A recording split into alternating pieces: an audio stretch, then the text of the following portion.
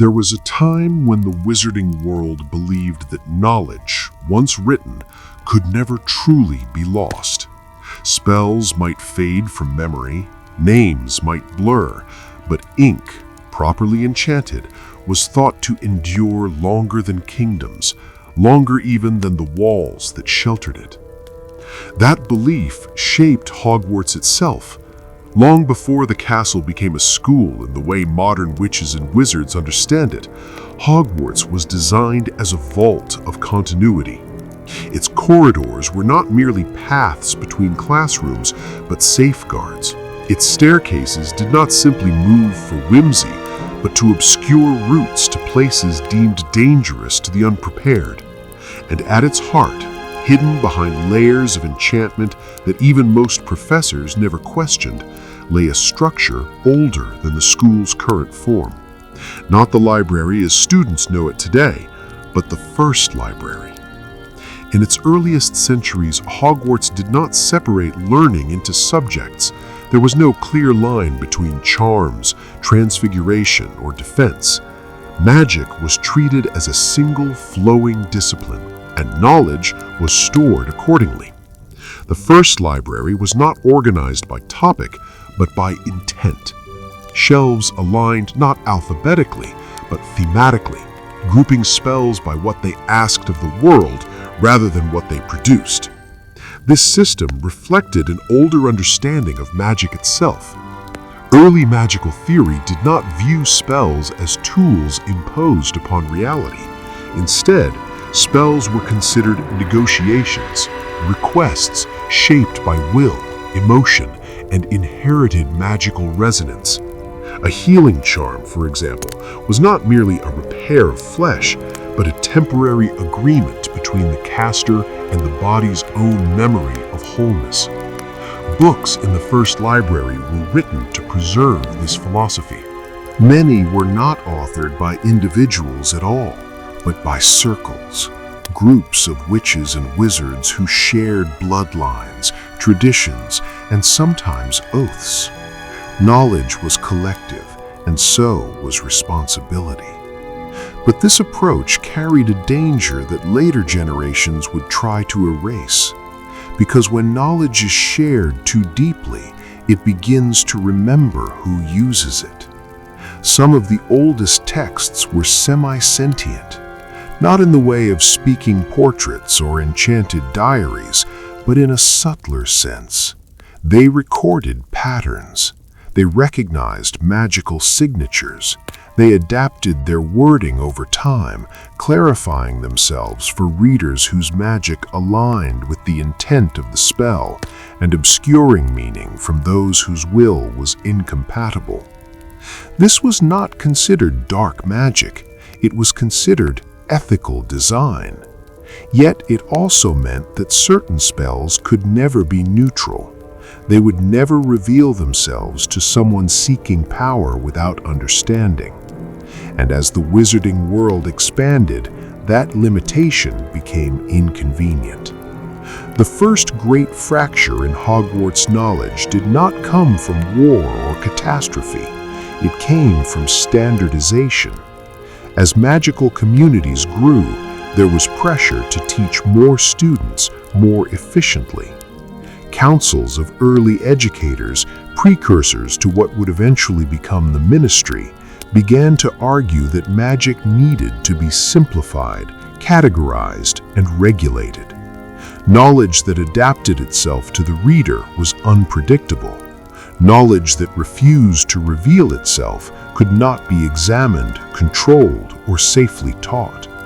So a new system was introduced. Books began to be copied, sometimes imperfectly, into more rigid forms.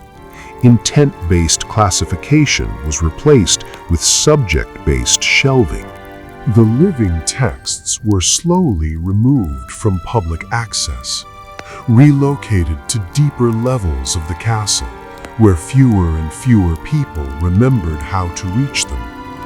And then, quietly, something more deliberate occurred. Certain shelves were never rebuilt. The removal of these texts did not happen all at once. It unfolded across generations, disguised as renovation, safety, or academic reform. A corridor sealed due to structural instability, a staircase rerouted, a ward strengthened and never reopened. By the time Hogwarts' modern library took shape, entire wings of knowledge had already vanished, not destroyed, but unreachable. This disappearance changed the way magic itself was understood. Spells became techniques rather than relationships. Power was measured by precision instead of harmony. Wizards learned how to cast, but not always why certain magic resisted them. The old belief that magic responded differently depending on lineage, intent, and emotional truth was quietly replaced with a more convenient idea that magic was universal and failure was merely a lack of skill.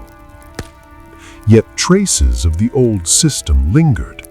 Some families, particularly those with deep, uninterrupted magical ancestry, continued to pass down rituals that did not appear in any textbook.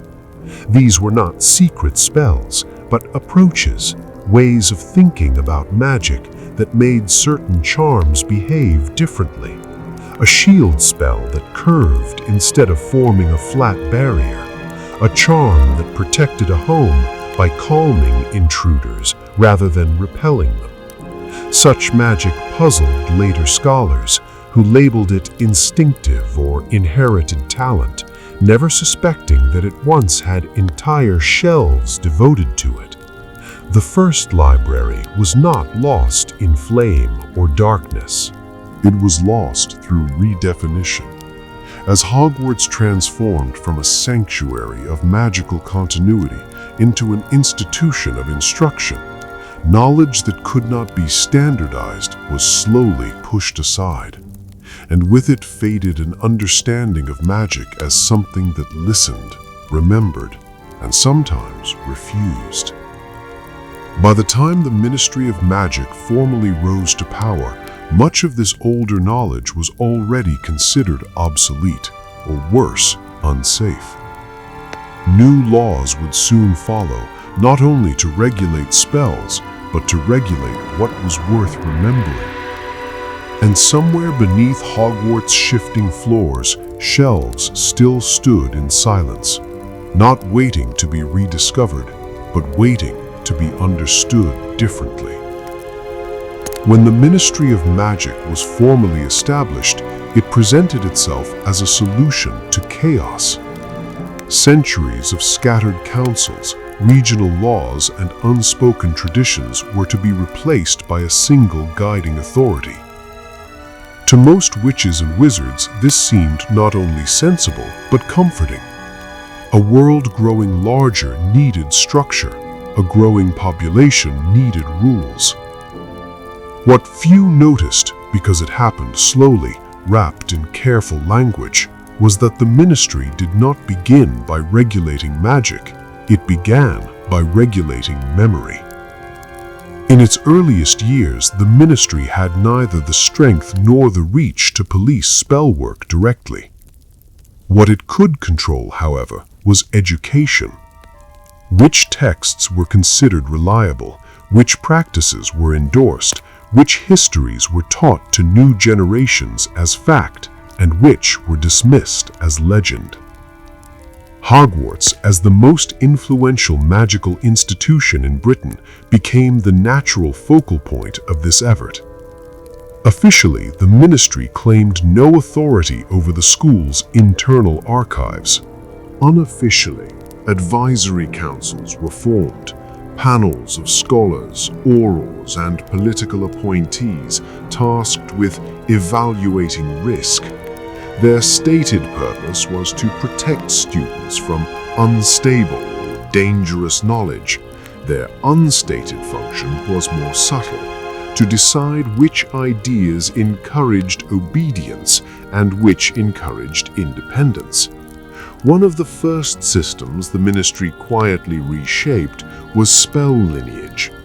In older magical thought, spells were understood to have ancestry.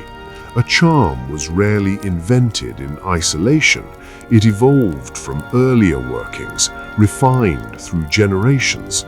The first library preserved these lineages carefully, showing how a single spell could branch into dozens of variations, depending on intent, culture, or ethical boundary.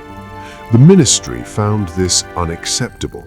Spell lineage implied that magic was not fixed, that it could change, adapt, and even be challenged. Worse, it suggested that some spells carried philosophies embedded within them. A protective charm derived from pacifist traditions behaved differently than one born of conquest. Teaching these distinctions invited questions. Questions led to dissent, so a new doctrine was promoted: spell neutrality. Spells, according to ministry-approved texts, had no moral weight. Only the caster's choice mattered. This allowed the same incantation to be taught universally, stripped of cultural or ethical context. It also made regulation easier. A forbidden spell was illegal because it was labeled so, not because of how it shaped the caster.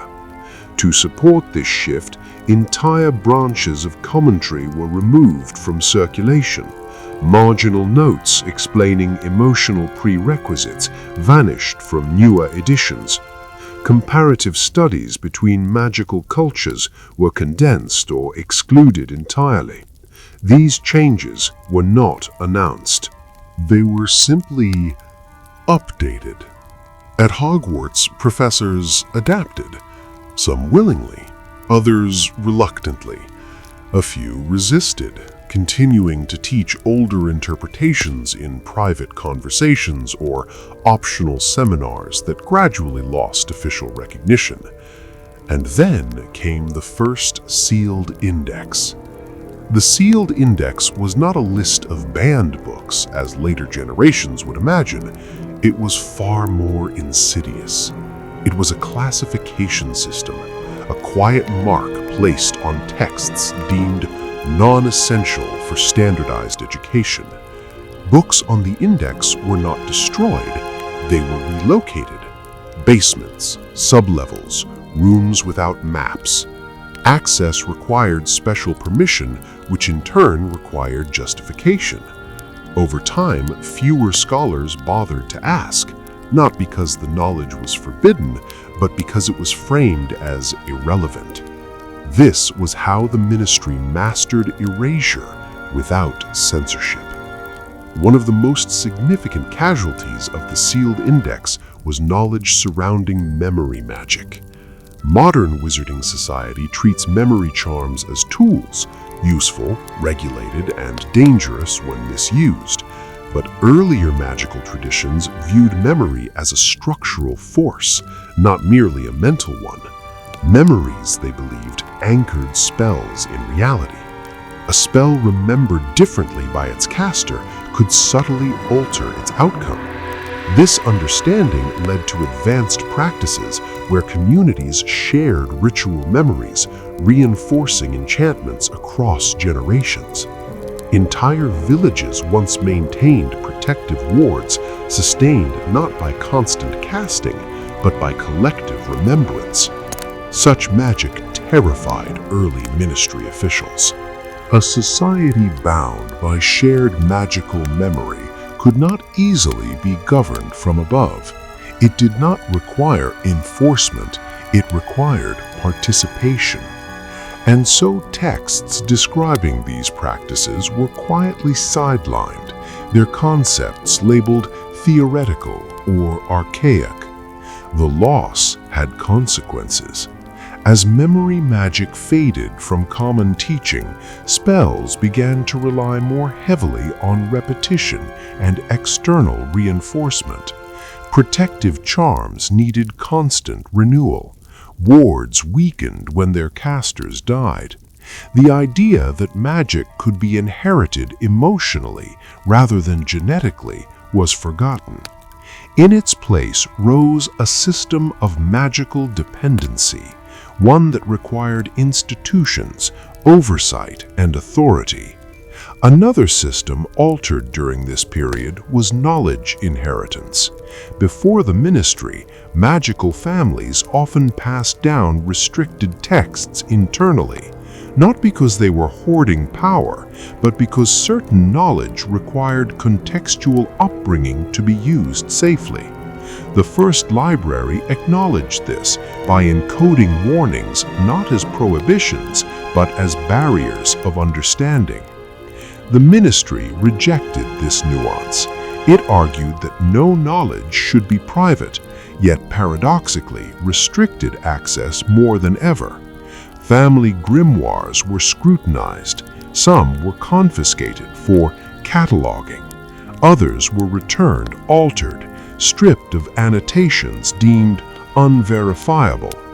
This bred distrust. Families stopped sharing. They hid knowledge deeper. What was once taught openly within bloodlines became fragmented, incomplete, and eventually ritualized without comprehension. By the time Hogwarts students encountered fragments of this older magic, they saw only superstition, not system. And still the castle remembered. Hogwarts architecture resisted total control. Some sealed rooms could not be accessed even by ministry decree. Staircases refused to align. Doors rejected authorized personnel while opening for others with no official standing. These anomalies were documented, then dismissed. The ministry labeled them remnants of unstable early enchantment. In truth, they were safeguards, systems designed to preserve knowledge until the right kind of understanding returned. By the end of the ministry's first century, the wizarding world believed itself more educated than ever before. Literacy rose, spellwork standardized, exams quantified magical competence. Yet beneath this apparent progress lay a growing hollowness. Magic still worked, but it listened less. Books still taught, but they remembered nothing. And the library that time forgot was no longer merely hidden, it was being outpaced. By the time the ministry realized that Hogwarts could no longer contain what it feared, the decision had already been made in quiet rooms far from the castle's shifting staircases. Some knowledge did not disappear when sealed, it migrated. The creation of the Department of Mysteries was never announced as a scholarly endeavor. Publicly, it was framed as a defensive necessity, a place to study phenomena too dangerous, too unstable, or too poorly understood for academic circulation. But beneath that justification lay a deeper truth. The ministry had encountered forms of knowledge that could not be simplified without losing their power. And power, once recognized, demanded containment. The unspeakables were not chosen for loyalty alone. They were selected for a rare quality the ministry had come to value above brilliance: compartmentalization. This challenged the ministry's doctrine of closure.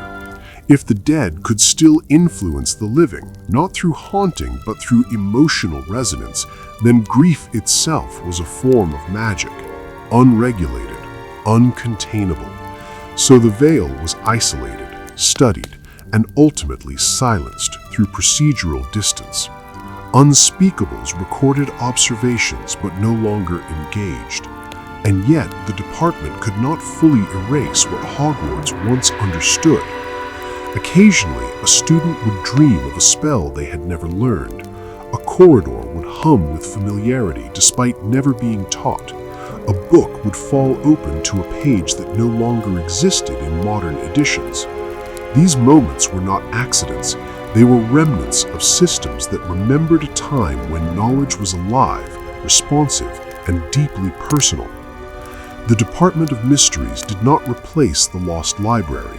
It absorbed its shadow, and in doing so, it ensured that the wizarding world would continue forward, more organized, more controlled, and increasingly unaware of what it had chosen not to understand.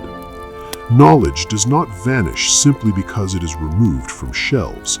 It lingers in patterns, in habits of thought, in questions that no longer have official answers, in the unease felt when a spell works almost as expected, but not quite. By the late 19th century, a quiet phenomenon had begun to surface across the wizarding world. It was never named at the time, but later historians would describe it as scholarly dissonance, the growing sense among certain witches and wizards that the structure of magical education no longer aligned with the behavior of magic itself. These individuals did not begin as rebels. Most were archivists, researchers, or professors whose work required them to compare editions of texts across generations. They noticed omissions where explanations once existed, diagrams simplified until they no longer matched outcomes, references made to chapters that were no longer present. At first, these discrepancies were dismissed as errors of copying, but the pattern was too consistent. What was missing always fell into the same category: context. One such scholar was Adelina Marchbanks, a name now remembered primarily for her later role in educational reform. Early in her career, she worked not in administration, but in cataloging historical spell books for preservation. Her task was simple: identify which texts were too fragile to remain in circulation. What she discovered unsettled her. Spells described in older volumes behaved differently when cast exactly as written. Not weaker, not unstable, but incomplete. The incantations were correct, the wand movements precise, yet the results lacked nuance. Protective charms repelled force, but did not calm. Healing spells closed wounds, but did not restore vitality. Memory charms erased, but did not soothe. Marchbanks began to suspect that something essential had been removed, not from the spells themselves, but from how they were taught. This realization led her to a dangerous conclusion. Modern magic functioned through force rather than alignment. It imposed will instead of negotiating outcome. And that shift, she believed, explained the growing need for regulation, enforcement, and correction. Magic had become louder because it no longer listened. Around the same time, a separate group emerged within the fringes of wizarding academia. They called themselves nothing officially, but privately referred to their work as interstitial study, the examination of what existed between sanctioned knowledge. These scholars did not seek forbidden spells, they sought missing frameworks. They gathered discarded lecture notes, personal correspondence between long-dead professors, early drafts of ministry-approved textbooks. They compared margins, not main text, footnotes, not conclusions. What emerged was not a conspiracy, but a revelation. Magical education had been systematically stripped of systems that emphasized emotional literacy, communal reinforcement, and ethical self-regulation. One of the most controversial rediscoveries concerned spell decay. Modern magical theory assumes that spells fade because energy dissipates. Older texts suggested a different explanation. Spells weakened when their purpose was forgotten. Enchantments tied to locations, families, or traditions required remembrance to persist. When a ritual was performed mechanically without shared meaning, its effects degraded faster. This explained why ancient wards collapsed soon after their origins were forgotten, even when recast regularly. It also explained why some spells, especially those taught rote to students, required constant reinforcement. The ministry rejected this interpretation outright. To accept it would mean acknowledging that magic depended on cultural continuity, and cultural continuity could not be legislated. Another system that resurfaced through interstitial study was knowledge inheritance beyond blood. While the ministry focused on lineage as a genetic trait, older frameworks treated inheritance as relational. Apprenticeship, long-term mentorship, and shared lived experience were believed to alter how magic flowed between individuals. The ministry labeled such communities eccentric at best, suspicious at worst. Surveillance increased, records were demanded. Compliance became the price of legitimacy. Many chose obscurity instead. By the dawn of the 20th century, the wizarding world stood at a crossroads it did not recognize. Knowledge had not been destroyed, but fragmented. Systems once integrated into daily magical life now existed in isolation, some in vaults, some in footnotes, some only in memory. The library that time forgot had not vanished, it had diffused into people, places, and practices that refused to be catalogued. And as the modern age approached, the cost of this diffusion would soon become impossible to ignore. The 20th century did not arrive gently in the wizarding world. It came with a tightening of pace, a sense that events were moving faster than wisdom could follow. Where earlier generations had argued about pedagogy and preservation, this era spoke the language of necessity. Threats emerged quickly, alliances shifted, fear spread more efficiently than any spell. And in such a climate, knowledge was no longer evaluated by depth, but by speed of application. This was the moment when the final severing occurred. The wizarding world entered what historians would later call the Age of Magical Urgency, a period defined not by war alone, but by the belief that there was no longer time to understand magic, only to deploy it. At Hogwarts, this shift manifested subtly at first. Curriculum adjustments favored spells with immediate results. Defensive magic expanded dramatically, while disciplines concerned with interpretation, ancient runes, arithmancy, divination, were marginalized or treated as electives of questionable value. The underlying system that collapsed during this transition was magical deliberation. In older traditions, spellcasting included a pause, a moment of alignment between caster, intent, and consequence. This pause was not hesitation, it was calibration. As urgency increased, that pause disappeared.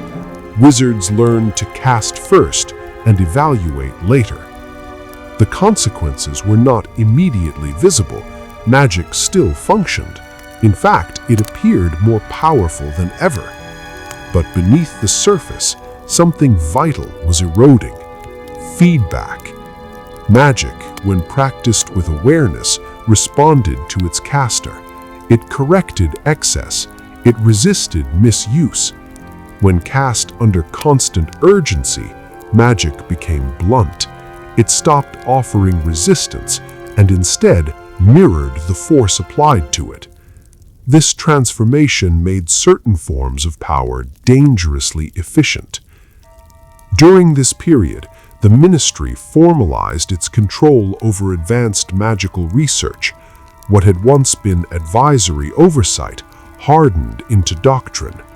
Access to archives now required not just justification, but ideological alignment. Knowledge deemed destabilizing was no longer merely sidelined, it was classified as a threat. One of the first casualties of this policy was the study of counter-memory. Early research suggested that unresolved magical trauma amplified aggressive spell work across generations. Communities scarred by past conflict produced magic that defaulted to defense and domination. Understanding this could have changed everything. But acknowledging counter-memory required the ministry to accept responsibility for past failures. It required patience. It required slowing down. So the research was halted.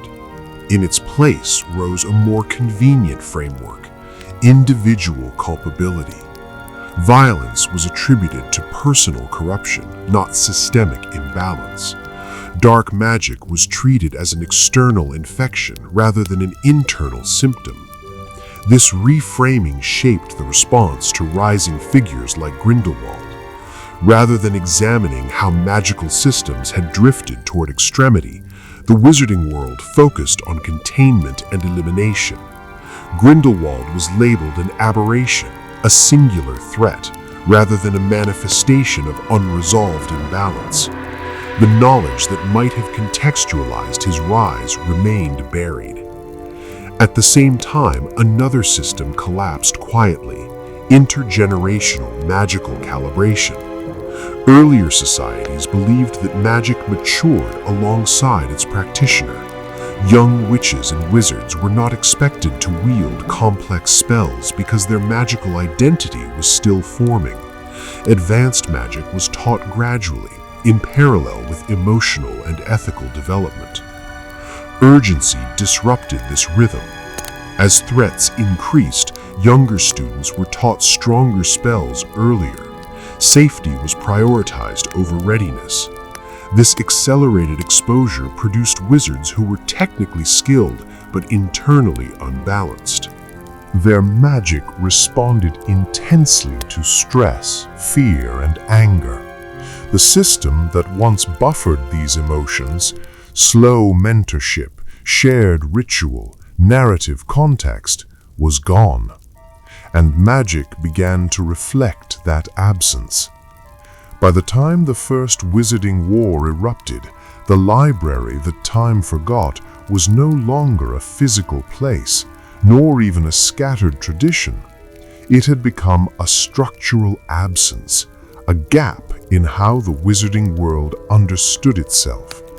Spells escalated rapidly, duels grew lethal, defensive magic hardened into permanent posture. Healing spells struggled to keep pace with the damage inflicted by increasingly forceful curses. Wards failed not because they were weak, but because they were overloaded, designed to repel endlessly, never to rest. Even Hogwarts was affected. The castle's ancient protections, once sustained by communal rhythm and remembrance, were now reinforced mechanically. Charms layered upon charms without regard for compatibility. The castle adapted as it always had, but with visible strain. Corridors shifted unpredictably, rooms appeared and vanished. The room of requirement became more volatile, responding sharply to emotional extremes. These were not signs of malfunction. They were signs of a system compensating for imbalance. In the wider wizarding world, libraries emptied, not through destruction, but through irrelevance. Scholars were drafted into research roles that demanded results, not reflection. Archivists became tacticians. Knowledge was judged by how quickly it could end conflict, not how deeply it could prevent it. When Voldemort rose, the pattern repeated with greater intensity. Once again, the response focused on force. Once again, the deeper systems remained untouched. The ministry's reliance on suppression reached its peak. Entire branches of magical study were frozen indefinitely. Records sealed, not for safety, but to maintain narrative simplicity. Good versus evil, light versus dark. The truth was far more uncomfortable. The wizarding world had not lost its knowledge because it was destroyed. It had lost it because it no longer believed it had time for it. And yet, even in this age of urgency, traces endured. Some spells misfired deliberately, refusing lethal completion. Some ancient wards activated only when violence ceased. Some enchanted objects, old, overlooked, reacted not to power, but to restraint. These anomalies confused modern wizards, but to the forgotten library, they made perfect sense. When the wars ended, the wizarding world did not celebrate knowledge, it celebrated relief. There were trials, reforms, and public reckonings, but beneath them all lay a shared exhaustion, a collective desire to stop looking backward. The past was treated as a source of danger, not instruction. And so in the years following Voldemort's fall, the ministry focused on rebuilding structures rather than understanding causes.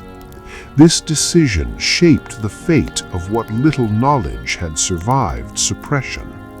The most enduring remnants of the forgotten library were not books, they were behaviors.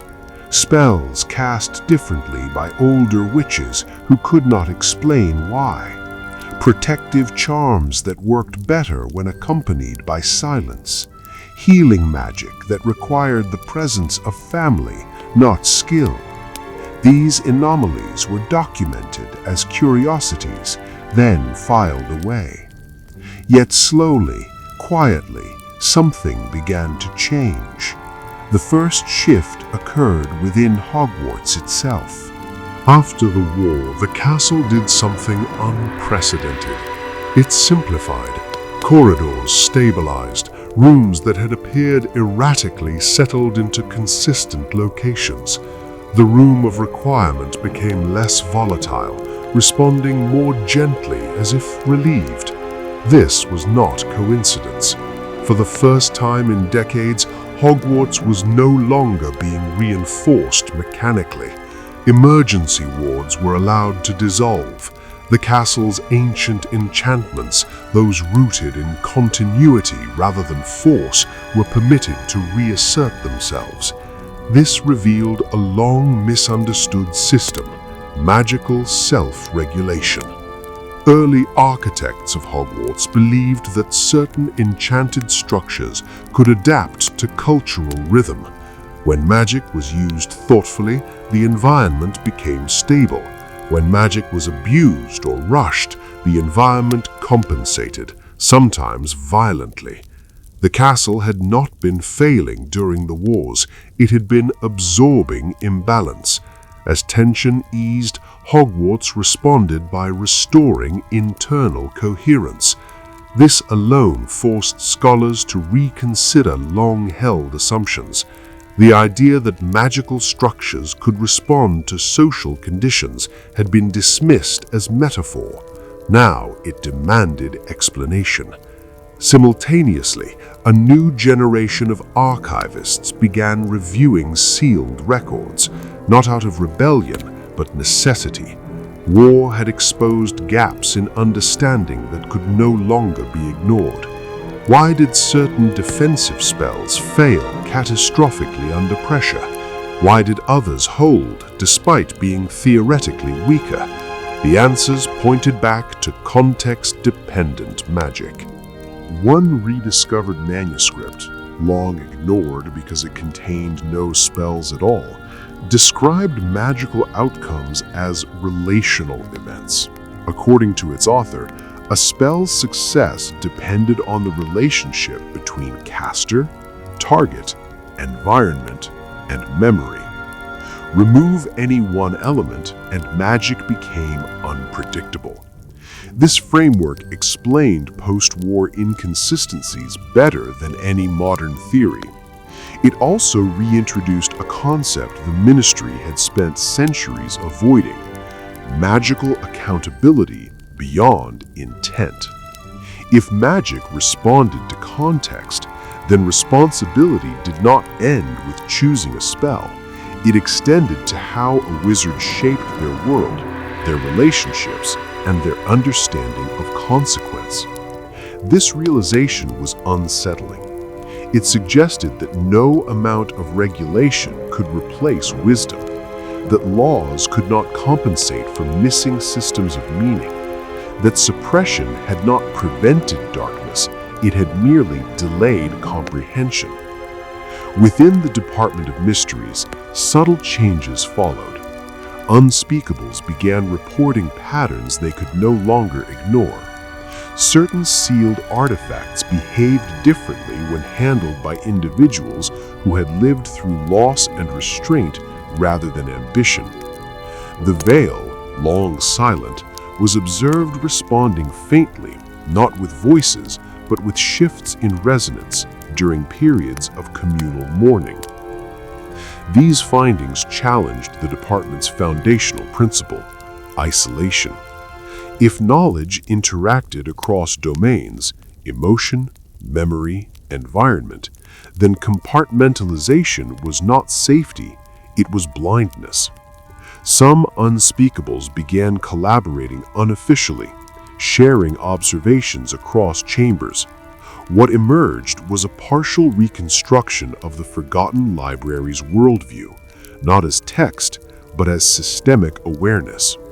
Meanwhile, outside institutional walls, magic began to change tone.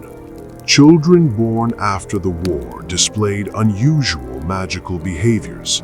Their accidental magic was less explosive, more adaptive. Objects bent instead of shattered. Barriers formed rather than bursts. Educators initially attributed this to improved teaching, but older witches recognized something else. These children had grown up surrounded by stories, not just of heroism, but of cost. They inherited memory differently, not genetically, but culturally.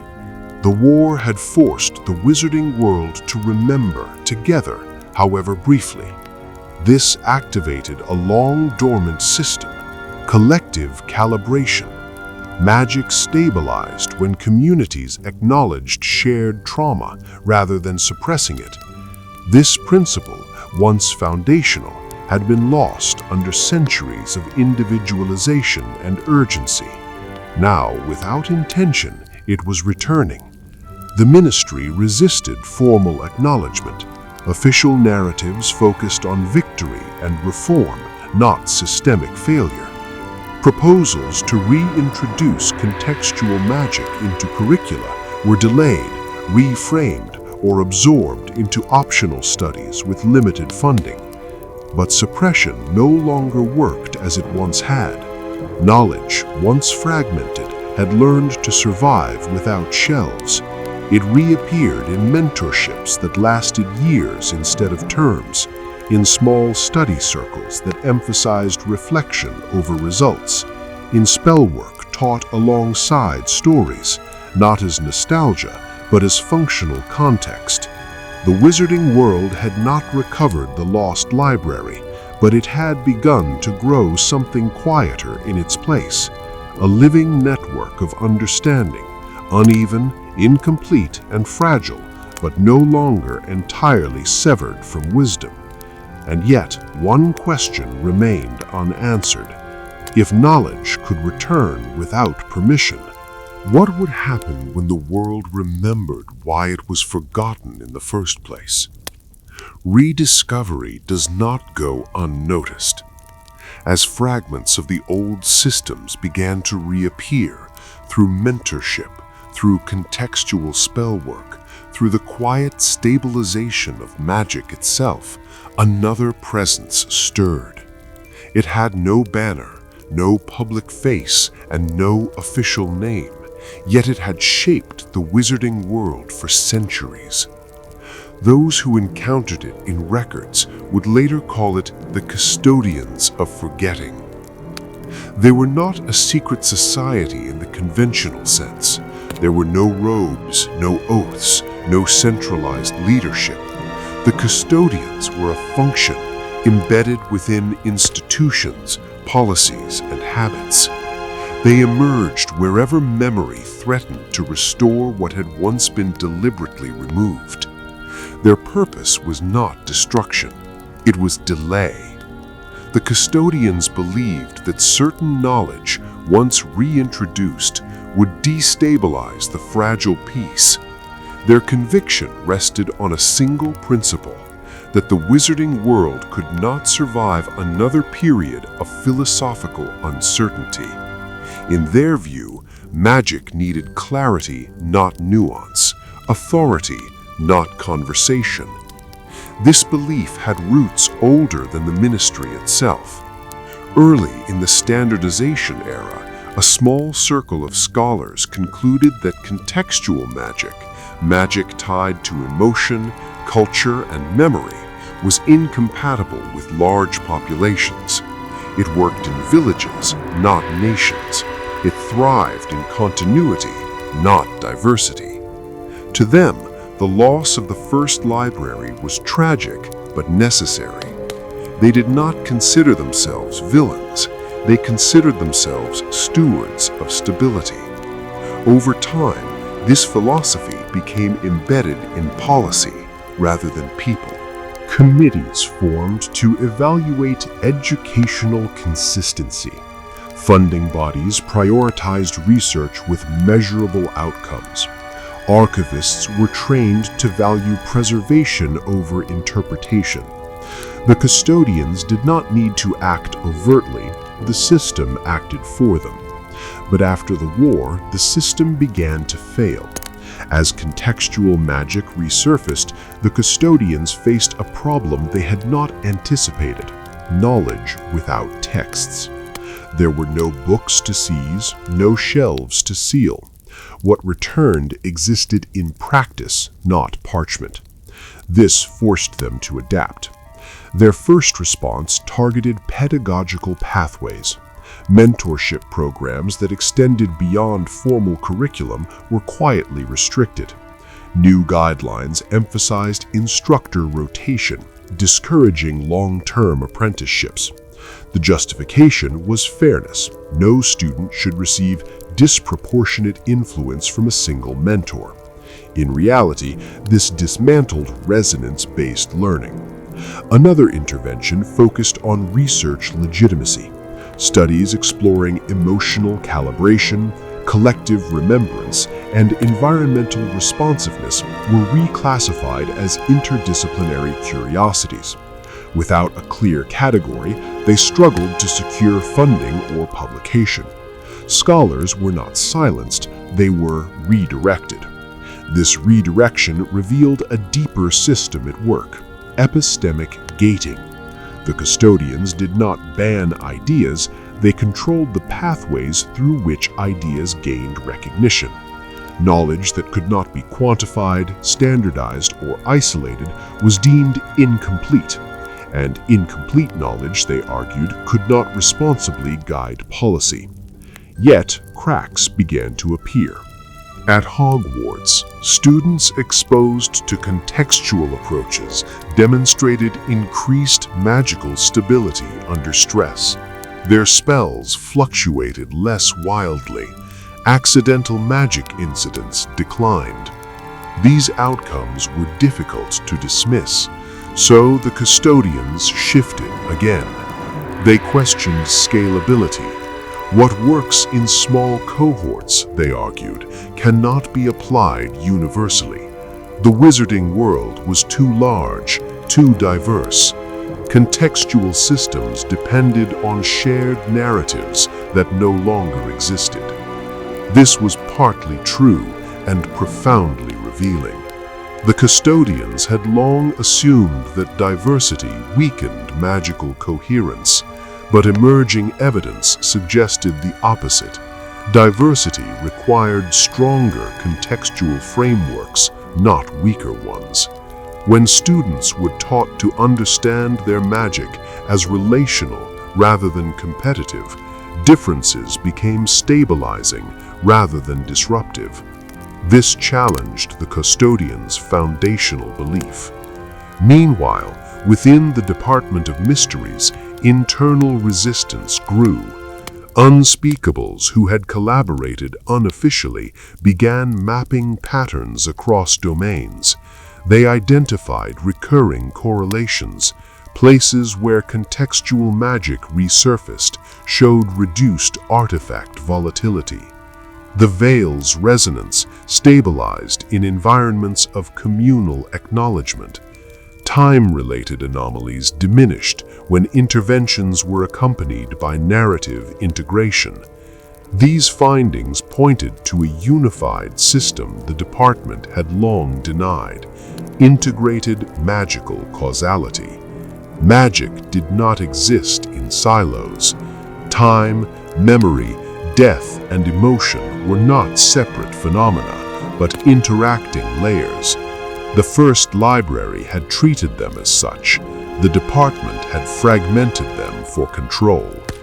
When these conclusions reached higher levels, the custodians intervened directly for the first time in generations.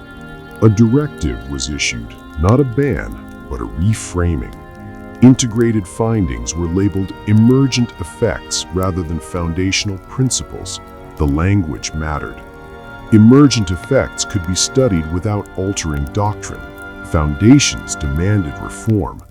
Yet reform could no longer be postponed indefinitely.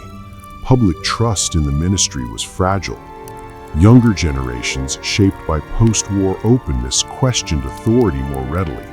They were less interested in certainty than coherence, and they had experienced firsthand magic that behaved differently when taught with patience. The custodians faced a dilemma. To reveal themselves would confirm long-held suspicions of suppression. To continue invisibly risked losing control entirely. They chose a third path: controlled revelation. Select concepts were reintroduced, stripped of historical lineage. Contextual magic was reframed as innovation rather than restoration. New terminology replaced old frameworks. The past remained buried, but its conclusions were allowed to surface cautiously. This strategy succeeded, partially. It slowed the return of deeper systems, but it could not erase the growing awareness that something essential had been missing. Scholars noticed similarities between new approaches and ancient marginalia. Families recognized echoes of practices passed down quietly for generations.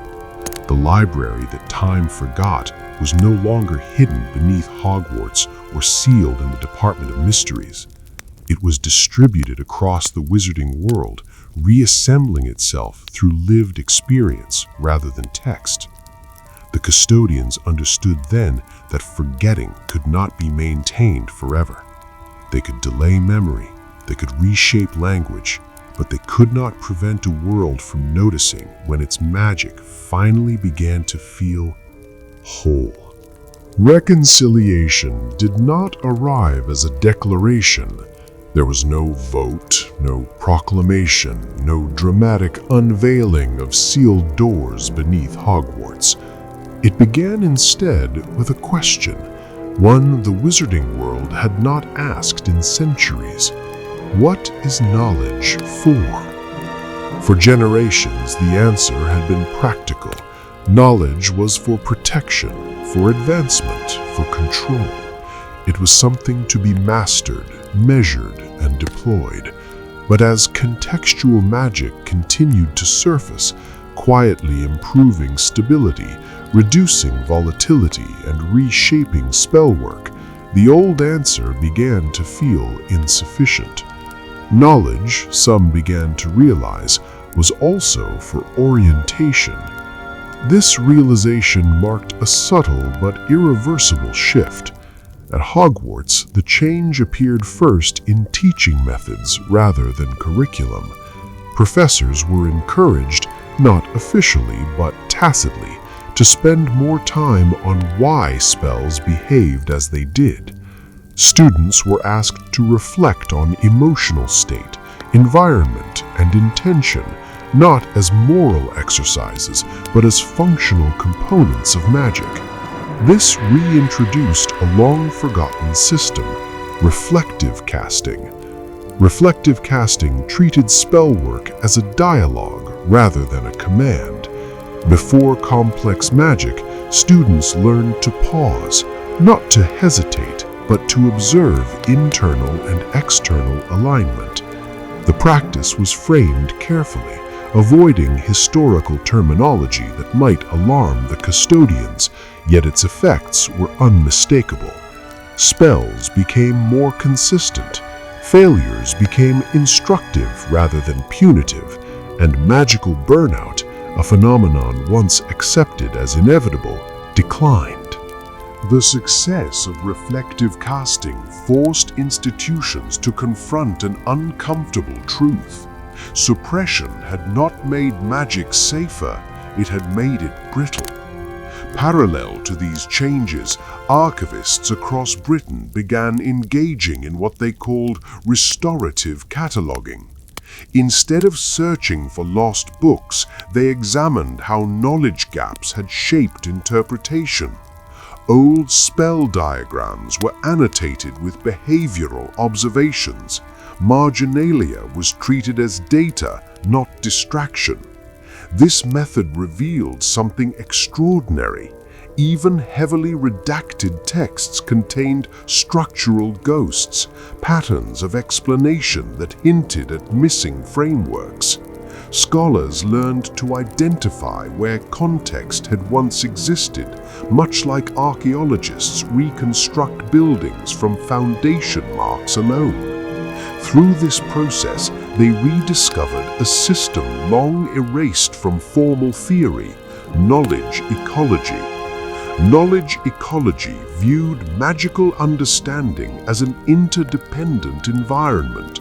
Remove one element, context, memory, ethical grounding, and the entire system destabilized. This explained why no single reform had ever fixed the wizarding world's problems. The issue was not one missing spell or law, but a disrupted ecosystem. The custodians watched these developments with growing unease. They had believed forgetting was protective, that memory once restored would fracture consensus and invite chaos. Yet what they observed was the opposite. As understanding deepened, extremism lost appeal. Wizards became less reactive, more deliberate. The custodians' fear had been rooted in a false equivalence. They had mistaken uncertainty for instability. Faced with mounting evidence, some among them began to reconsider their role. The first true breach came from within the Department of Mysteries. Modern magic, focused on immediate outcomes, had ignored this entirely. Reintroducing ethical latency transformed policy debates. Decisions were evaluated not just for immediate safety, but for long-term resonance. The wizarding world began to ask not only can we, but what will this become? This shift placed the custodians in an impossible position. Their purpose, to prevent destabilization, had been overtaken by events.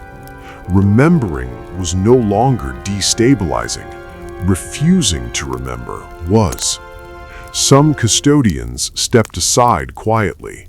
Others adapted, reframing their role from suppressors to moderators. A few resisted until the end, clinging to certainty as the highest good. But history had moved. The library that time forgot was not being rebuilt as a single place. It was re-emerging as a distributed consciousness, a shared understanding that magic, knowledge and society were inseparable. This did not make the wizarding world wiser overnight, but it made wisdom possible again. And with that possibility came a final question, one that could no longer be postponed. If forgetting had once been a choice, then remembering would have to be one as well. Remembering is not an act of retrieval, it is an act of reckoning. As the wizarding world moved closer to reintegrating what had long been suppressed, it discovered an uncomfortable truth. Knowledge does not return unchanged. It carries with it the weight of everything done in its absence. This became clear when the first full contextual frameworks were formally reintroduced into advanced magical study, not as experimental electives, but as foundational lenses through which all magic would henceforth be examined. The immediate effect was not enlightenment. It was instability, not magical instability, but psychological and institutional unease. Students trained under standardized systems struggled at first. Reflective casting exposed habits of force they had never questioned. Spells that once obeyed briskly now faltered, hesitated, or redirected when cast without internal alignment. For some, this felt like loss of control. In truth, it was the return of magical reciprocity. Reciprocity was one of the first systems fully acknowledged by name. It described magic as a responsive exchange rather than a one-sided exertion. The idea unsettled many because it implied vulnerability. To cast reflectively was to open oneself to feedback, to be changed by one's own spell. This was not how magic had been practiced for generations. For centuries, wizarding culture had equated mastery with detachment. Emotional distance was considered professionalism. The return of reciprocity forced a reevaluation of that value system. Detachment, scholars realized, had not made magic neutral, it had made it unaccountable. As this realization spread, so did resistance. Some practitioners argued that contextual systems weakened authority. If spells responded differently to different people, how could standards be enforced? How could responsibility be assigned? The ministry faced renewed pressure, not from fear of chaos, but from fear of ambiguity. Ambiguity demanded judgment. Judgment demanded trust, and trust had been eroded by generations of centralized control. Another cost of remembrance surfaced within the Department of Mysteries. As integrated frameworks were applied retroactively to archived anomalies, patterns emerged that could no longer be ignored.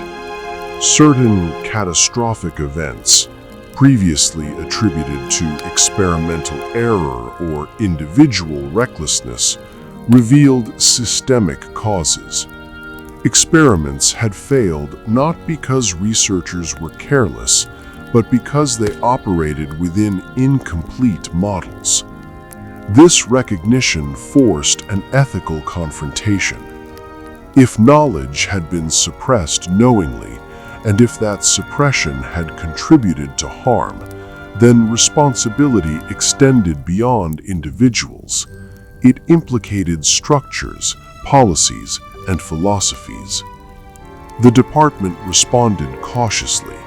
Rather than assigning blame, they introduced a new internal system, historical accountability mapping.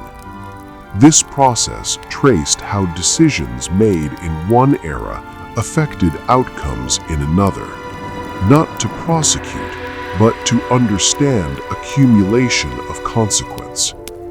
The findings were sobering.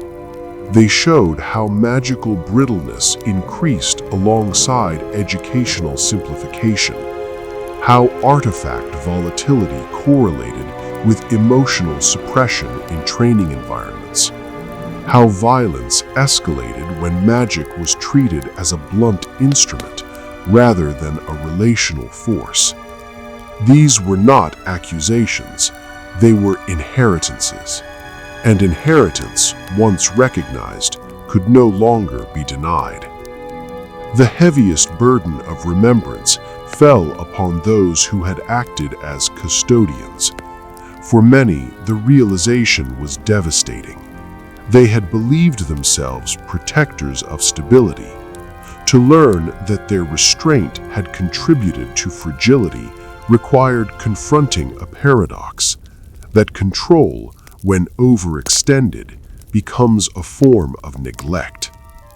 Some former custodians withdrew from public life entirely.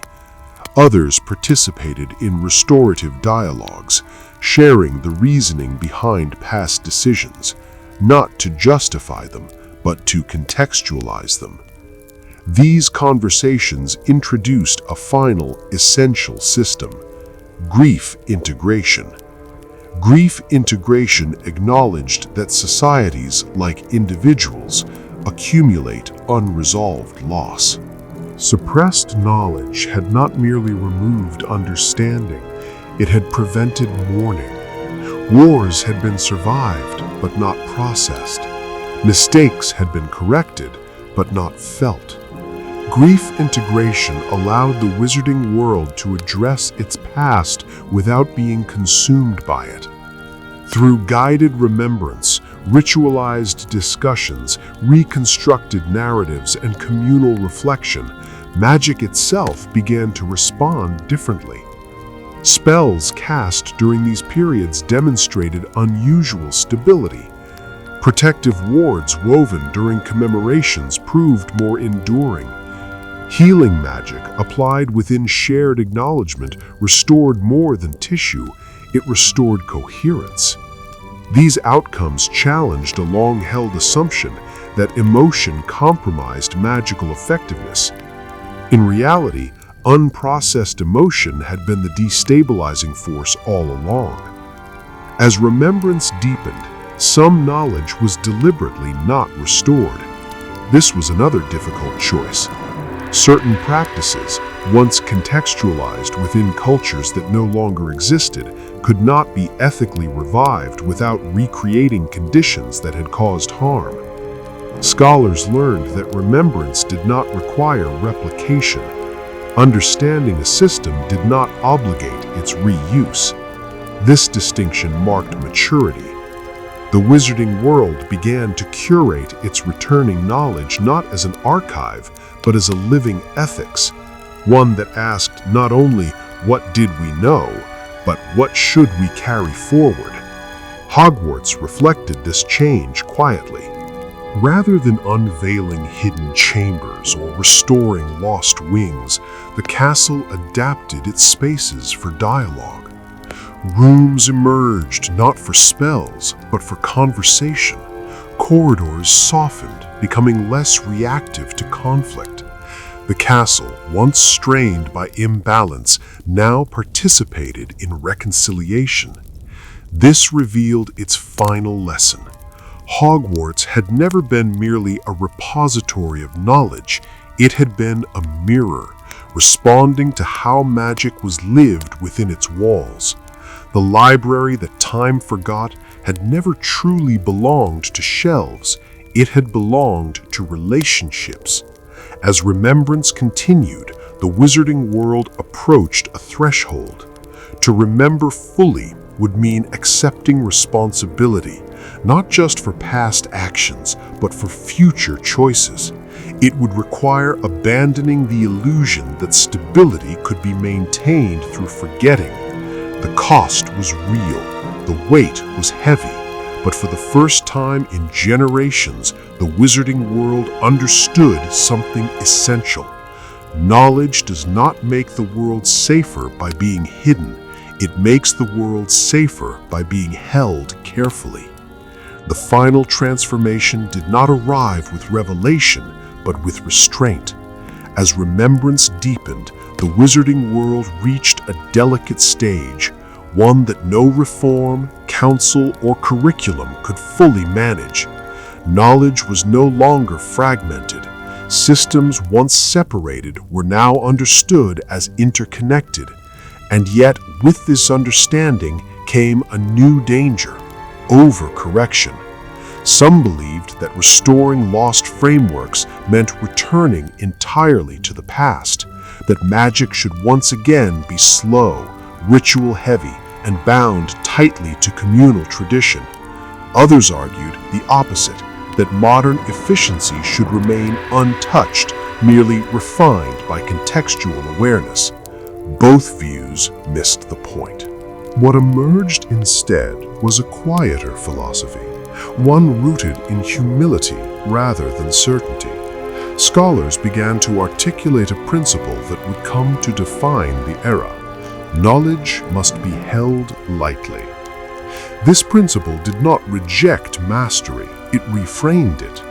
To hold knowledge lightly was to understand that magic was not static nor fully knowable, that systems evolved alongside societies, that understanding demanded adaptability, not dominance. This marked a departure from both the rigid standardization of the ministry's early centuries and the romantic idealization of ancient practice. At Hogwarts, this philosophy reshaped advanced instruction. Rather than teaching students to perfect spells endlessly, educators introduced situational fluency.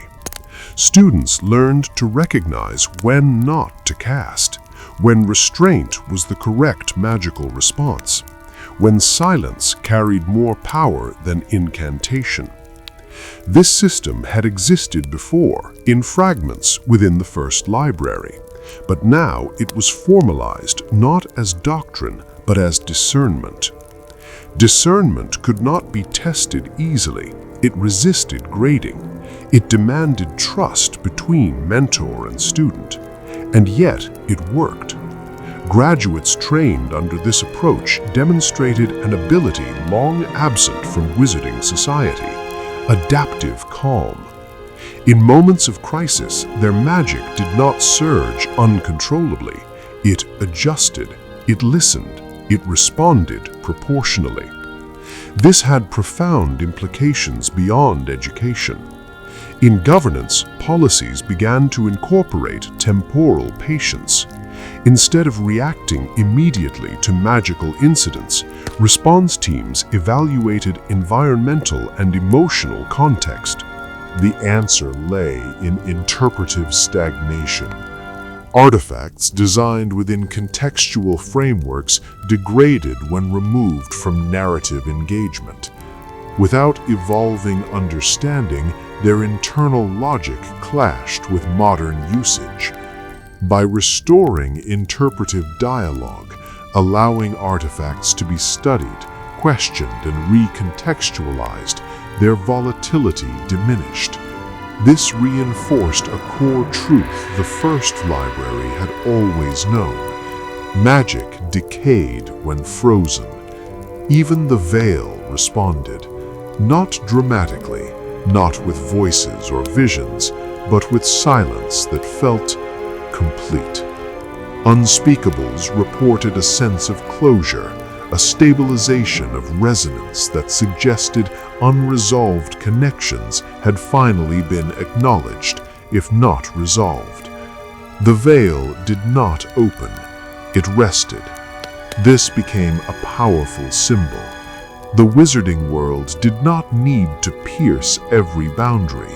Some thresholds existed not to be crossed, but to be understood. As these changes settled, the question of the lost library resurfaced one final time. Should it be reconstructed?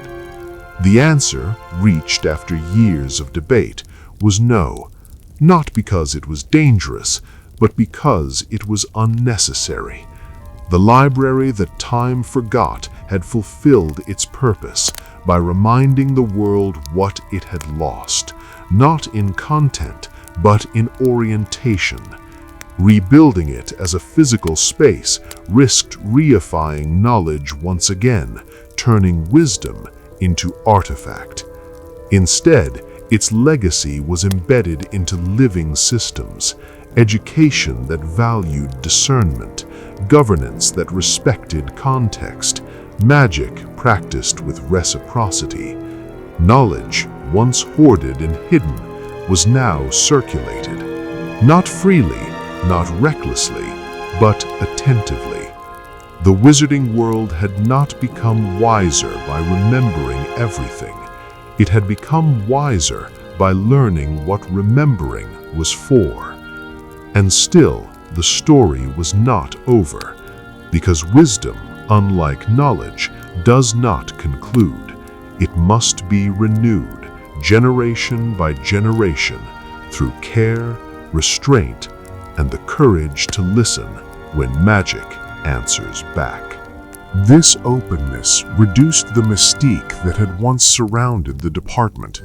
Unspeakables were no longer keepers of secrets, but stewards of temporal pacing, deciding not what could be known, but when it was appropriate to pursue it. This distinction mattered. It replaced fear-based suppression with ethical timing. As these practices took root, magic itself seemed to settle into a gentler cadence. Spells adapted more readily to unfamiliar casters. Cross-cultural magical collaboration improved. Conflicts, when they arose, were shorter and less destructive, not because of stronger defenses, but because escalation was recognized earlier and addressed contextually. One particularly telling change occurred in magical law enforcement. Aurors trained under the new systems reported fewer confrontations escalating to duels. They relied more on magical attunement, reading environmental signals, emotional states, and residual spell work than on preemptive force. This approach required patience and vulnerability, qualities once dismissed as liabilities. Now they were recognized as safeguards. The wizarding world began to understand that peace was not maintained through readiness alone, but through attentiveness. And yet, for all this progress, the memory of the lost library remained, not as regret, but as reminder. It reminded the world that forgetting could happen again, not through malice, but through convenience. That systems designed for safety could drift into rigidity, that urgency could return under new guises. So the final safeguard was not institutional, it was cultural. Stories were preserved deliberately, not as entertainment, but as orientation. Elders told not only tales of triumph, but of misunderstanding. Failures were narrated openly. Children learned early that magic had once been quieter, then louder, and quieter again. These stories carried no spells, they carried perspective. Perspective, it turned out, was the true inheritance of the library that time forgot. Not shelves, not texts, but a way of noticing when knowledge began to harden and a willingness to soften it before damage was done. The wizarding world did not claim to have solved the problem of forgetting. Instead, it accepted forgetting as a risk and remembering as a responsibility. And in that acceptance, wisdom found a way to continue. The idea that finally took hold was deceptively simple. If knowledge was alive, then it required care, not containment. This realization led to the most subtle transformation yet, one that did not announce itself through reform or curriculum, but through habit. The wizarding world began to treat understanding as something that needed tending, like a garden whose health could be sensed long before it visibly declined.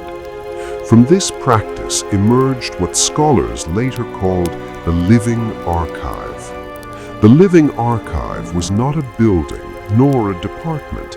It was a system of continuity woven into daily magical life. Its purpose was not to store information, but to track understanding over time, to notice when meaning drifted, when practices lost coherence, when magic began to harden into routine. At Hogwarts, the living archive manifested through a simple but radical change. Every major spell taught to students was accompanied by a context lineage. Not a history lesson, but a narrative thread, where the spell came from, what problem it originally addressed, how it had changed, and what misunderstandings had arisen around it. These lineages were not fixed. Each generation added to them. Students were encouraged to record how spells behaved differently in their hands, under varying conditions, or in response to emotional states. These observations were preserved, not as corrections, but as signals. When enough signals accumulated, educators knew it was time to revisit interpretation. This system taught something modern education had long neglected, that misunderstanding was not failure, it was information. Another element of the living archive developed outside formal institutions, among families and local communities. Informal gatherings, once dismissed as nostalgic, were recognized as critical sites of magical calibration. Seasonal rituals, shared meals, and collective storytelling all influenced how magic flowed within a community. These were not spells, they were stabilizers. Older scholars began to articulate a system the first library had once taken for granted: ambient magic. Ambient magic referred to the background state of magical environments, shaped by repeated behavior rather than explicit casting. A home where conflict was addressed openly produced gentler magical responses. A community that avoided reflection generated magic prone to sudden escalation. By observing ambient magic, the wizarding world gained an early warning system far more effective than surveillance. When environments grew tense, magic signaled it long before harm occurred. This discovery reshaped governance once again. Rather than expanding enforcement, the ministry invested in ambient monitoring through support. Healers, mediators, and educators were dispatched not after incidents, but during periods of rising imbalance. Their role was not to punish, but to restore context. This approach required trust. It also required relinquishing the illusion that authority could see everything. Within the Department of Mysteries, the living archive took on its most delicate form. Unspeakables began maintaining continuity journals, records not of findings, but of interpretive shifts. When an artifact behaved differently than expected, the response was no longer immediate containment. Instead, researchers asked what assumptions might have changed and whether the artifact was responding to a world that no longer matched its original context. This led to a revelation that redefined magical research. Many artifacts were not malfunctioning, they were out of conversation. Restoring dialogue through study, narrative framing, and careful recontextualization often resolved volatility. The artifact did not need to be controlled, it needed to be understood again. This insight completed the final system once missing from modern magical thought: dialogical preservation. Preservation was no longer about freezing knowledge in its original state. It was about maintaining an ongoing conversation between past and present. When dialogue ceased, decay followed. When dialogue resumed, stability returned. The living archive also addressed a lingering fear that remembering too much would overwhelm future generations. To prevent this, the wizarding world adopted a principle of graduated exposure. Young witches and wizards were not burdened with the full weight of history. They were introduced to complexity gradually, with guidance and space to integrate understanding. This protected against romanticization of the past as much as against its suppression. Knowledge, after all, could be misused in both directions. Perhaps the most profound effect of the living archive was how it changed the wizarding world's relationship with error. Mistakes were no longer hidden or erased. They were documented as part of lineage. Failed spells, misguided policies, and harmful assumptions were preserved as reference points, not shameful secrets.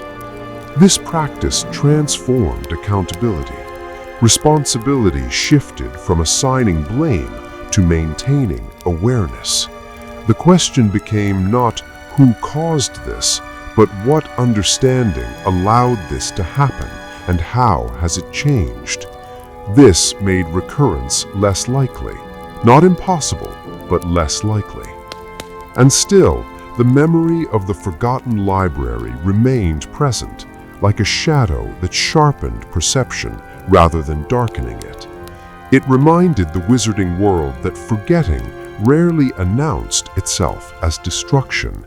It arrived as convenience, as efficiency, as the quiet decision not to ask one more question. The living archive existed to counter that impulse, not through force, but through attentiveness, through noticing when stories stopped being told, when spells stopped surprising their casters, when magic stopped responding and began obeying too easily. These were the signs that mattered now. The wizarding world had not rebuilt the library that time forgot. Instead, it had learned to listen for the moment forgetting began. And in that listening, it found the most reliable safeguard it had ever known. The influence of the living archive did not remain confined to Britain for long. Magic, once reoriented, has a way of traveling through resonance rather than decree. At first, the changes appeared as minor inconsistencies noticed by foreign magical institutions. Exchange students returned home with unfamiliar habits, pausing before casting, asking questions their instructors were unaccustomed to hearing, describing spells not as techniques but as interactions. Their results were quietly superior, not stronger, more reliable. Reliability, it turned out, was persuasive. This marked the beginning of a slow, informal diffusion of the restored worldview. No treaties were signed, no international councils convened. The spread occurred through correspondence, visiting scholars, and shared research anomalies that no longer fit old models. Durmstrang was among the first to feel the tension. Its tradition valued control, discipline, and resilience. Power was respected precisely because it was separated from vulnerability. When contextual practices began to surface among its students, brought back by those who had studied abroad, they were met with skepticism. Yet the results were undeniable. Students trained with reflective calibration demonstrated greater endurance under strain. Their magic fractured less under pressure. Duels ended sooner, not because of overwhelming force, but because escalation stalled naturally. This challenged a deeply held belief within Durmstrang's culture that restraint was weakness. A quiet schism followed. Rather than rejecting the new approaches outright, Durmstrang reframed them as internal fortification. Emotional awareness was taught not as openness, but as preparation. Context became strategy. This reinterpretation altered the system without dismantling identity. It revealed an important principle the living archive had already implied. Restoration did not require uniformity. At Beauxbatons, the transition took a different form. There, magic had long been associated with elegance, flow, and environmental harmony. Contextual frameworks felt intuitive, even familiar. What changed was not practice, but articulation. Concepts that had existed as aesthetic preference were formalized into teachable systems. Beauxbaton scholars contributed a crucial refinement, aesthetic coherence.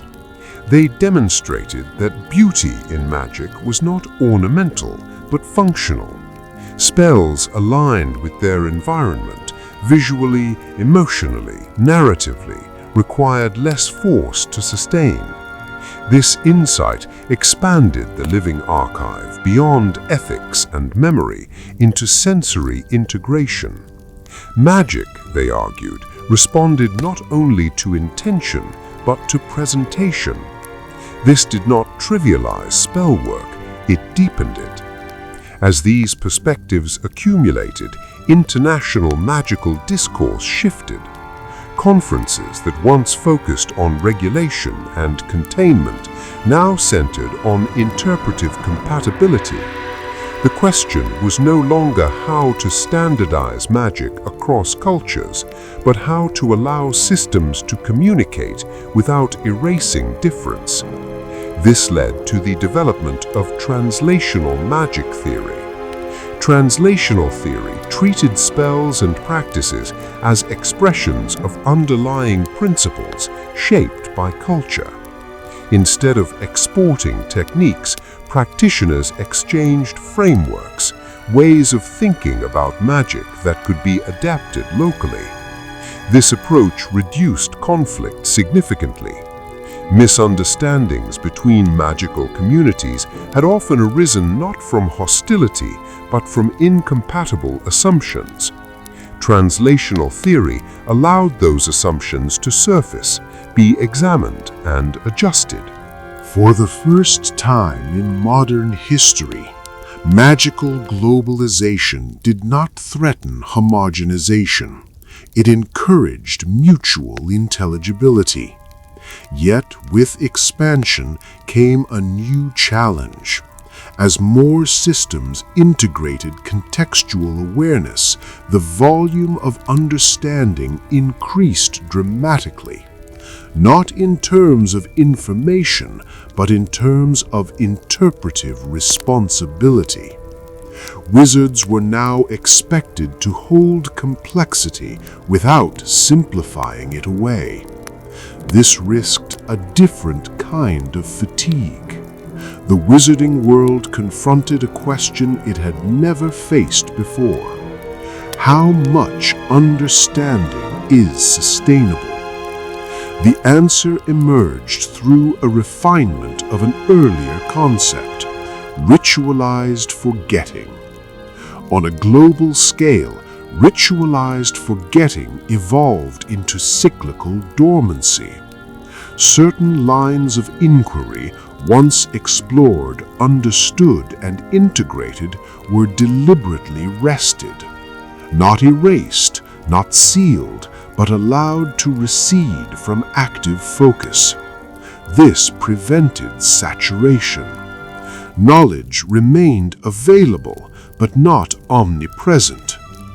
Dormancy respected the rhythm of attention. It acknowledged that societies, like individuals, could only actively integrate so much at once. By allowing understanding to cycle, foreground, background, rest, the wizarding world avoided the accumulation that had once led to suppression. This system required discipline. There was always temptation to accelerate, to expand faster, to apply insights universally. Dormancy countered that impulse with patience. It made space for digestion. Through this practice, the living archive gained temporal depth. Knowledge was no longer a linear progression. It moved in waves, emerging, integrating, receding, and returning when context demanded. This wave pattern resolved a lingering paradox: how to ensure remembrance without fixation. As years passed, the fear that had once driven the custodians of forgetting lost its foundation. Memory no longer threatened collapse. It adapted. It breathed. The final transformation occurred not in institutions, but in identity. Witches and wizards began to describe themselves differently, not as wielders of magic, nor as guardians of tradition, but as participants in an ongoing conversation. This language mattered. It implied humility. It implied listening. It implied that magic was not something owned, but something engaged with. Children grew up hearing stories not only of heroes and villains, but of shifts in understanding. They learned early that magic had once been treated as force, then rediscovered as relationship, that forgetting had been chosen and remembering chosen again. This historical literacy became the wizarding world's quiet defense, not against dark magic alone, but against simplification. The library that time forgot had once been lost because the world believed it needed certainty more than wisdom. Now, across borders and generations, the wizarding world held a different belief, that wisdom was not found in having answers, but in maintaining the capacity to ask better questions. In time, the wizarding world learned to recognize a final truth, one that could not be taught directly, only approached. Not all knowledge announces itself as information. Some knowledge appears as thresholds. Thresholds were not doors, nor spells, nor wards.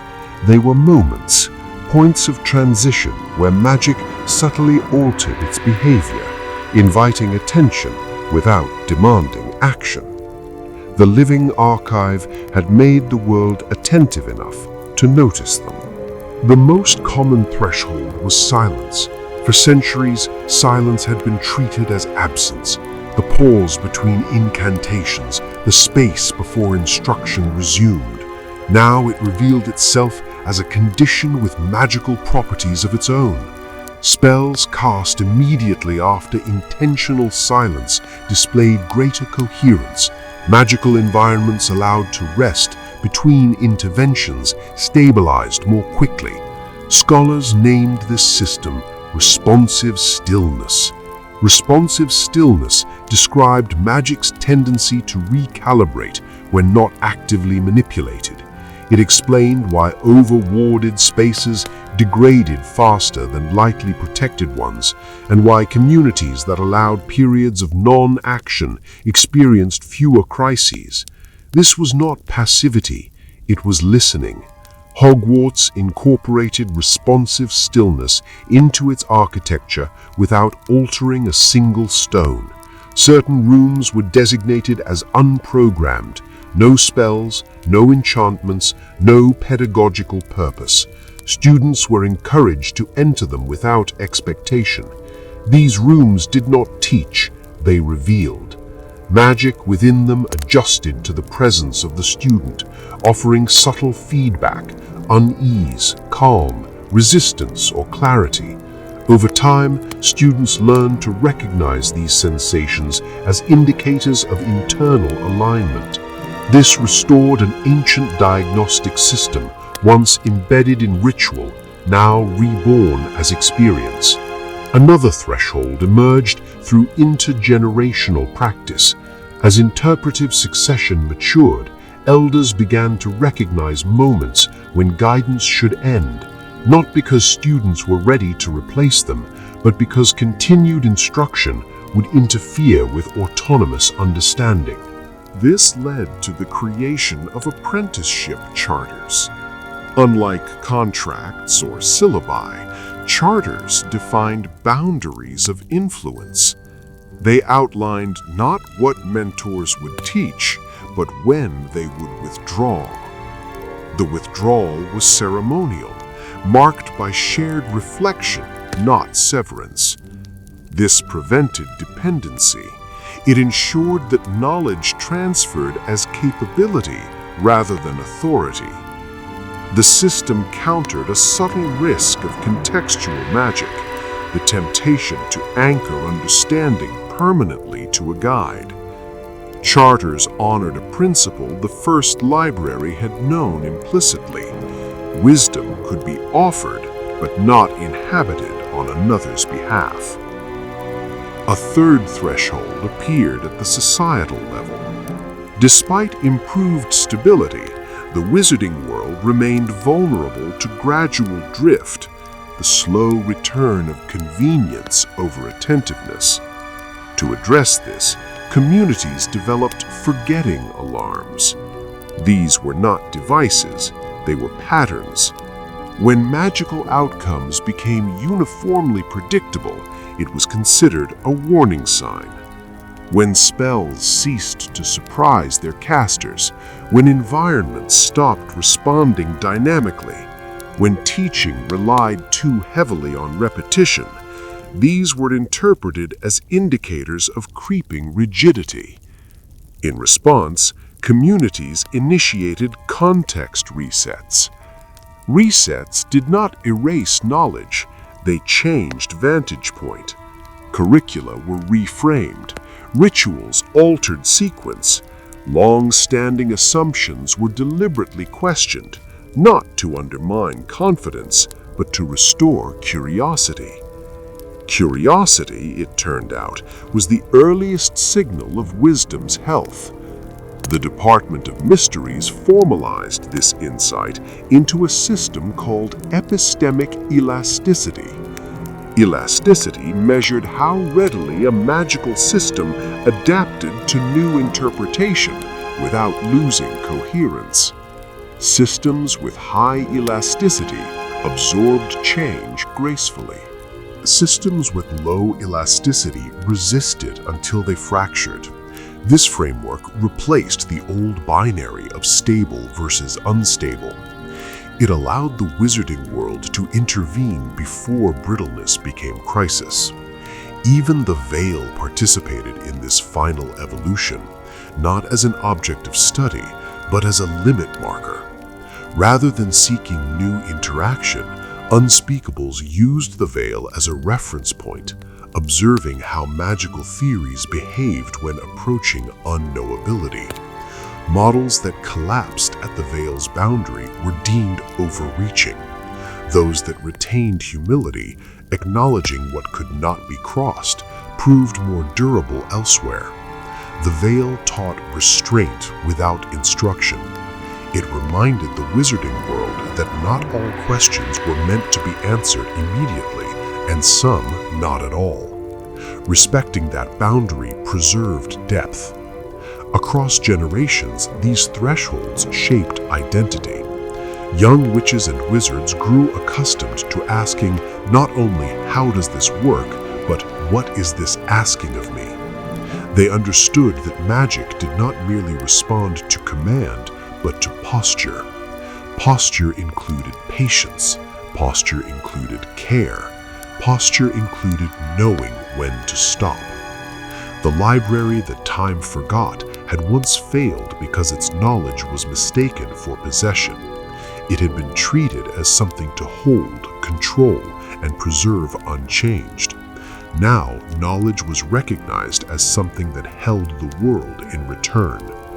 And so the wizarding world learned to approach thresholds gently, pausing, listening, and allowing understanding to emerge rather than be seized.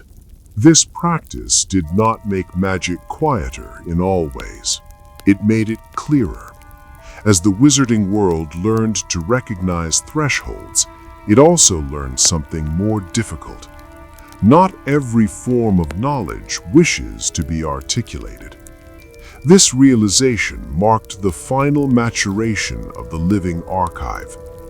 For centuries, the instinct had been to translate understanding into language, to fix insight into spells, diagrams, and doctrine. Yet as magic grew clearer, it revealed zones where articulation reduced coherence rather than enhancing it. Some truths, once written, hardened. Once hardened, they lost their ability to adapt. Scholars began to speak of unwritten knowledge. Unwritten knowledge was not ignorance, it was understanding held through practice, posture, and shared recognition rather than text. It lived in timing, in restraint, in the choice to act differently when faced with familiar situations. The first sign of unwritten knowledge appeared in advanced spellcraft. Certain practitioners found that explaining their methods caused those methods to fail when replicated. Students who observed quietly learned more than those who took notes. Attempts to formalize technique stripped away responsiveness. This contradicted centuries of educational habit, but careful study revealed why. Some forms of magic depended on situational awareness too fine-grained to abstract. They required the caster to respond moment by moment to shifts in emotion, environment, and intention that could not be anticipated in advance. Writing such magic did not preserve it, it replaced it. The wizarding world confronted a difficult question: how to respect unwritten knowledge without allowing it to vanish. The answer emerged through custodial embodiment. Rather than assigning knowledge to texts, certain practices were entrusted to living lineages, not bloodlines, but communities of practice. These communities were responsible not for preserving exact techniques, but for maintaining conditions under which the knowledge could re-emerge authentically. This was not secrecy, it was situated stewardship. Custodial embodiment required transparency about purpose without disclosure of form. Communities explained why a practice mattered, when it was appropriate, and what harms it prevented, without codifying the practice itself. This protected against misuse while preserving adaptability. The ministry, once wary of anything uncatalogued, accepted this approach reluctantly at first, but evidence accumulated quickly. Practices maintained through custodial embodiment proved more resilient than those preserved textually. They adapted naturally to new contexts without losing coherence. This led to a reframing of authority.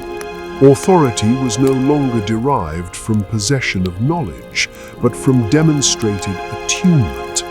Those who could hold uncertainty, recognize thresholds, and withdraw appropriately were trusted with stewardship.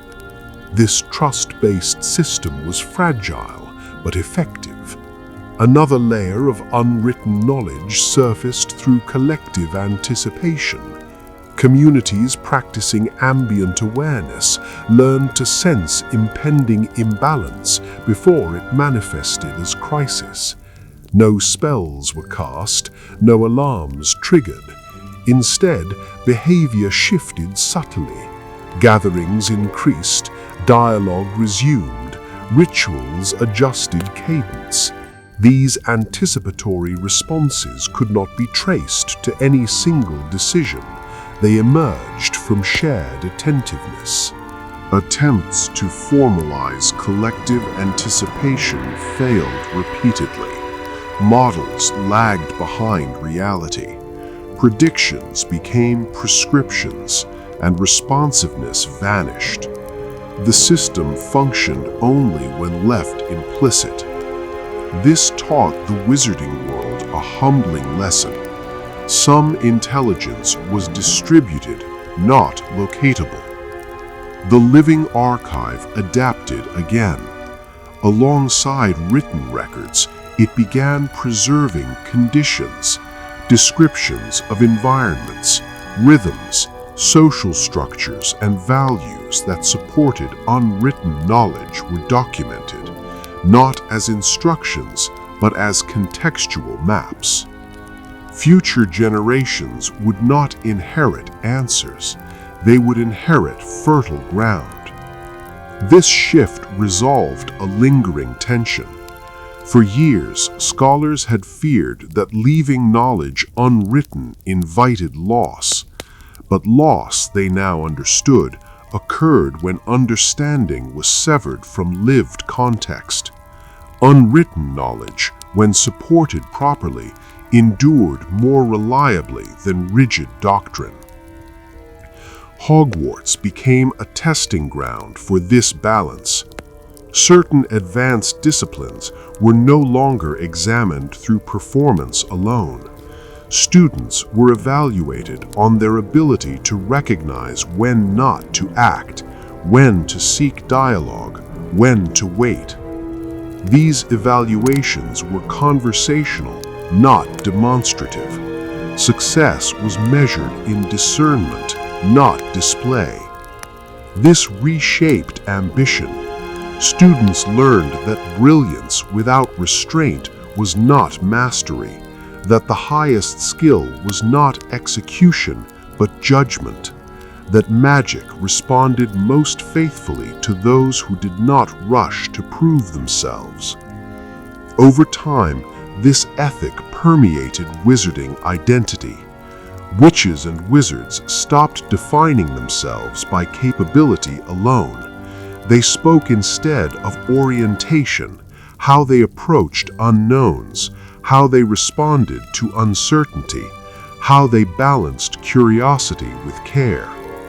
This identity shift proved the strongest safeguard against forgetting. Because forgetting did not begin with loss of information, it began with loss of orientation. The library that time forgot had failed when knowledge was treated as property rather than relationship. Its restoration did not require reconstruction, only reorientation. Now, with unwritten knowledge recognized and protected, the wizarding world reached a state of quiet equilibrium, not static, not complete, but capable of continuation without collapse.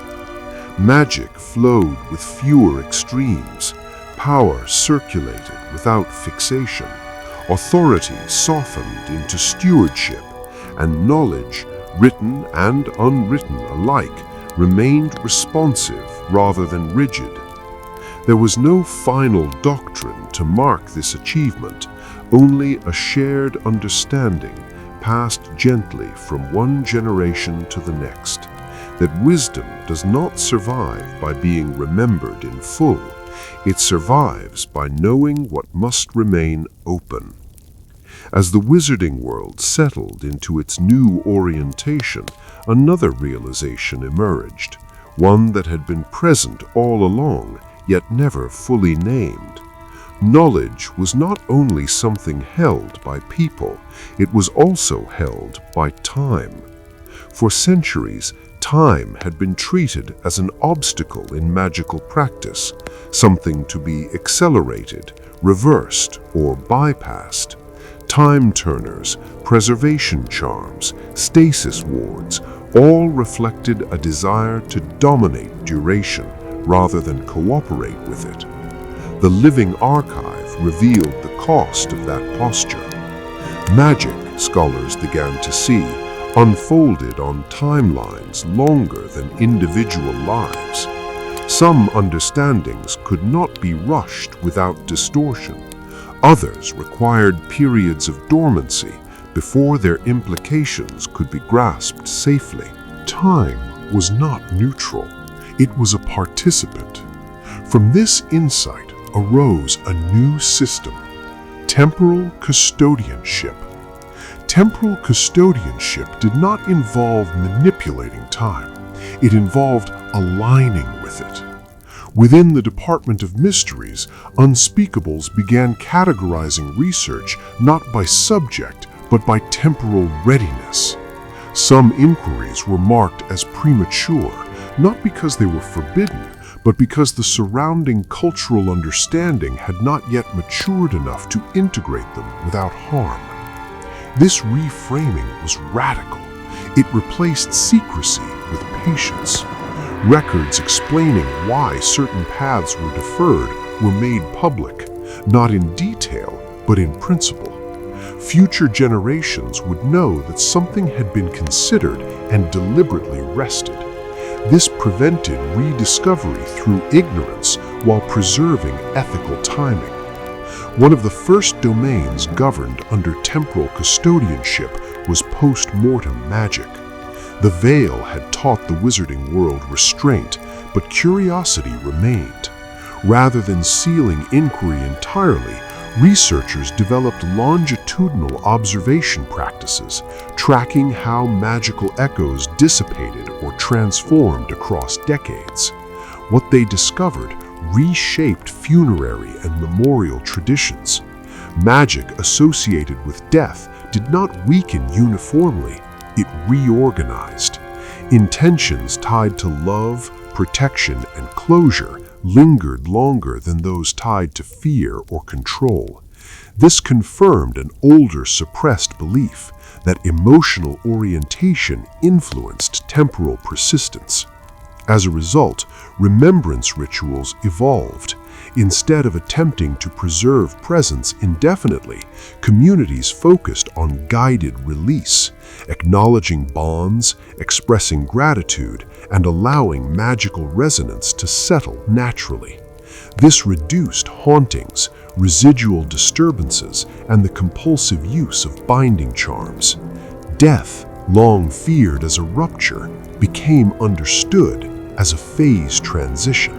Another area transformed by temporal custodianship was education itself. Curricula were redesigned around learning arcs rather than semesters. Certain concepts were introduced early but left intentionally incomplete. Students encountered them again years later with new context. This spiral approach allowed understanding to deepen without overwhelming. It mirrored how magic itself revealed layers over time. Teachers were trained not only in subject matter, but in recognizing readiness, the subtle cues indicating when a student could integrate a more complex truth without destabilization. This skill could not be standardized. It required attentiveness, and attentiveness, once valued, changed the pace of everything. In governance, temporal custodianship countered reactive policymaking. Laws concerning magical practice were drafted with built-in review cycles, not expiration, but reflection points. Legislators were required to revisit assumptions, examine unintended effects, and adjust language accordingly. This prevented ossification. The wizarding world began to understand that laws, like spells, decayed when their original context was forgotten. Perhaps the most profound shift occurred in how history itself was taught. Rather than presenting the past as a sequence of resolved events, historians framed it as an unfinished dialogue. Students learned not only what happened, but what questions remained open. They were invited to see themselves as participants in an ongoing narrative rather than inheritors of conclusions. This restored agency. History no longer justified the present by inevitability. It offered perspective, caution, and possibility. Time, once an adversary, had become a collaborator. The living archive expanded to include temporal markers, moments identified not as turning points, but as pauses where different choices might have been made. These markers were not used to assign blame, but to cultivate humility. They reminded the wizarding world that stability was fragile and wisdom provisional. As years passed, the sense of urgency that had once driven suppression faded almost entirely, not because threats vanished, but because the culture had learned to respond without panic. Magic slowed, not in capability, but in posture. Spells were still cast swiftly when needed, defenses still rose when danger appeared, but the reflex to dominate uncertainty had softened into curiosity. This shift marked the final safeguard against forgetting, because forgetting thrived in haste, and the wizarding world, having lived through the consequences of haste, now practiced temporal care, allowing understanding to ripen rather than forcing it into use. The library that time forgot had not failed because its knowledge had been taken out of time, frozen, standardized, and stripped of rhythm. Now, with time restored as a partner, knowledge once again had space to breathe, and in that space, wisdom did not rush toward completion, it continued. In the end, there was no moment that could be pointed to and called the restoration. No sealed door opened beneath Hogwarts, no lost manuscript reappeared in a burst of revelation, no council declared the age of forgetting officially over. The wizarding world came to understand that this too was fitting.